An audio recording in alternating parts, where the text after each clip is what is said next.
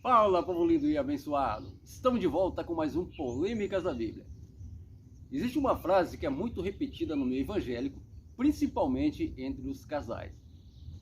Provavelmente naquele dia que você estava cansado ou com preguiça de ir para a igreja, você já deve ter ouvido esta frase: você fica aí que eu vou, pois a salvação é individual. Você já ouviu essa frase? Talvez, se você ainda não ouviu, é muito provável que você mesmo já tenha pronunciado. A salvação é individual. Mas, afinal de contas, por acaso existe base bíblica para esta frase? O que a Bíblia Sagrada ensina a respeito desse assunto? Eu já fiz um vídeo esclarecendo se a salvação é pela fé ou pelas obras. Se você ainda não assistiu, depois você volta lá e assista. O vídeo está super bacana. Mas agora a polêmica é outra. A salvação é individual? Quer saber mais a respeito desse assunto, com base bíblica? Então fique conosco até o final, porque o Polêmicas da Bíblia está começando agora.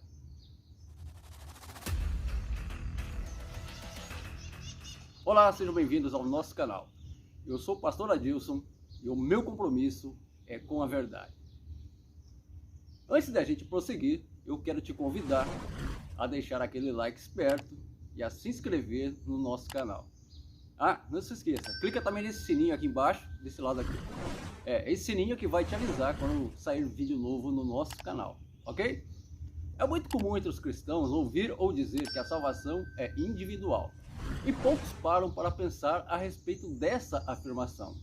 Quando dizemos que a salvação é individual, pressupõe-se que é algo conquistado pelo nosso esforço individual. Mas o apóstolo Paulo nos adverte: se é pelo esforço, não é mais pela graça. Acompanhe comigo o que Paulo disse em Efésios capítulo 2, versículo 8 ao 9. Porque pela graça sois salvos, por meio da fé. Isso não vem de vós, é dom de Deus. Não vem de obras, para que ninguém se glorie.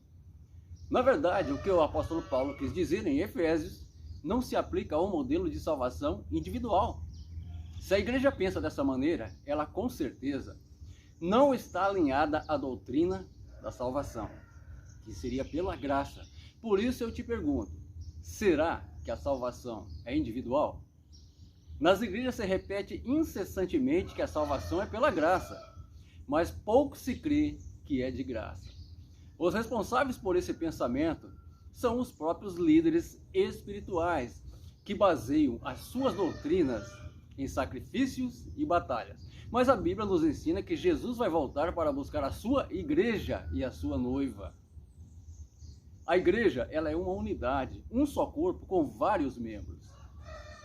Quando entendemos isso, admitimos que ninguém merece ou pode conquistar a sua salvação individualmente, pois o Pai nos dá de graça.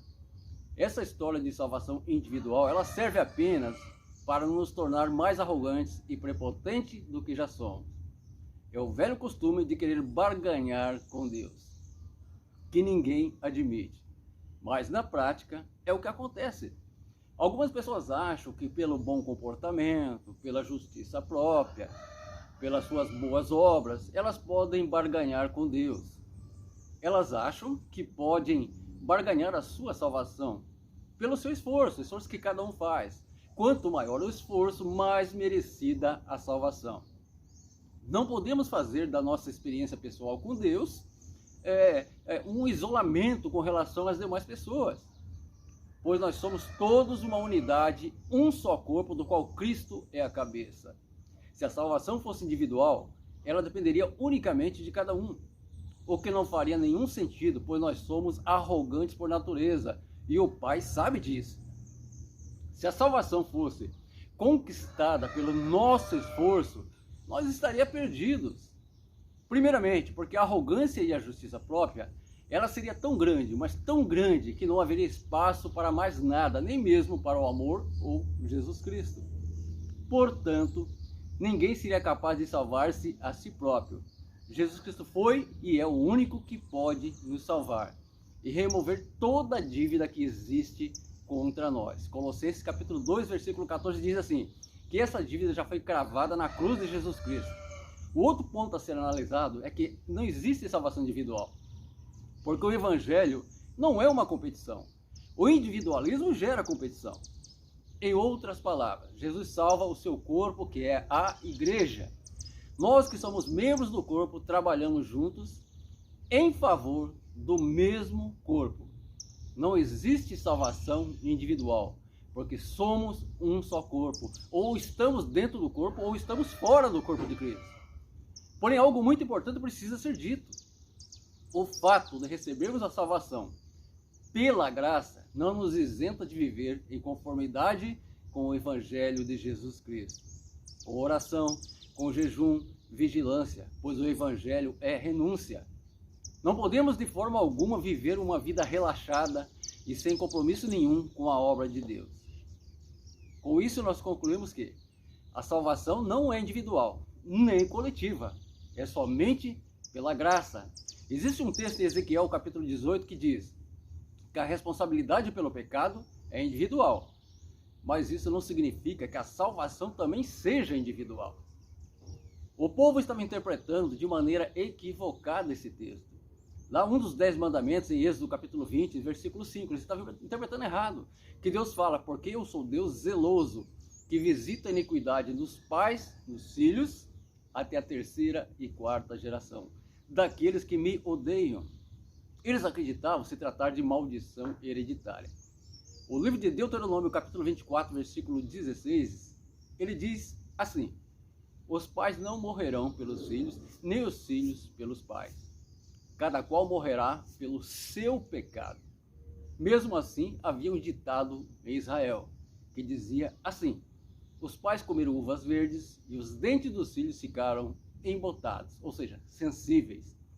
Em outras palavras, os pais comeram muitos doces e os dentes dos filhos ficaram cariados. Ou seja, eles atribuíam tudo de ruim que acontecia com eles à maldição hereditária. Mas Deus usa 2 profetas para ensinar o povo a respeito desse texto, Jeremias e Ezequiel. Em Jeremias 31:30 ele diz assim: mas cada um morrerá pela sua iniquidade. Todo homem que comer uvas verdes, os dentes ficarão sensíveis, embotados. Mas o povo ainda não entendeu. Então Deus envia o profeta Ezequiel, que diz assim: nunca mais repitam esse ditado em Israel.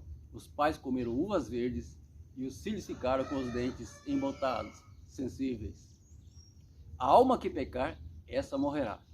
Os filhos não levam a iniquidade dos pais, e nem os pais dos filhos.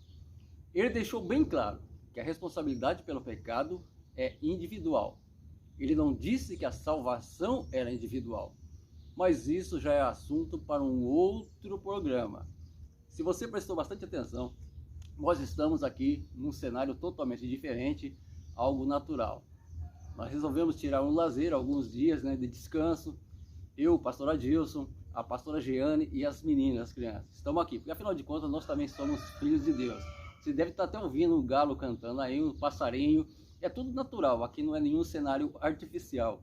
Estamos aqui curtindo a natureza, essa bênção do Senhor. A gente nunca pode esquecer de lembrar do Senhor. Que tudo isso aqui quem nos proporciona é Deus. É o Senhor que nos proporciona essa natureza exuberante que Ele mesmo criou para nós. Enquanto estou gravando aqui, ó, as maritaquinhas estão passando aqui, voando aqui, vários pássaros. É coisa maravilhosa. Amém, queridos? E a gente vai ficando por aqui, agradecendo a sua participação. Que Deus abençoe grandemente a sua vida, abençoe a sua família. E até a próxima, se Deus quiser. Tchau, tchau.